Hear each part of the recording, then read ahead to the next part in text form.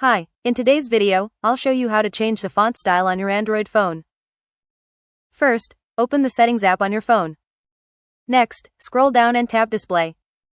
Then, look for Font, Font Size and Style, or Display Size and Text, depending on your device.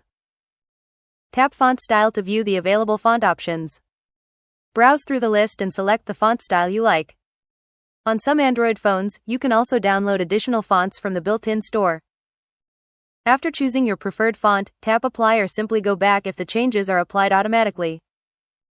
Your phone will now use the new font style throughout the system, including menus, settings, and supported apps. Finally, return to your home screen and explore your phone to see the new font style in action. Happy watching! Don't forget to subscribe for more tutorials.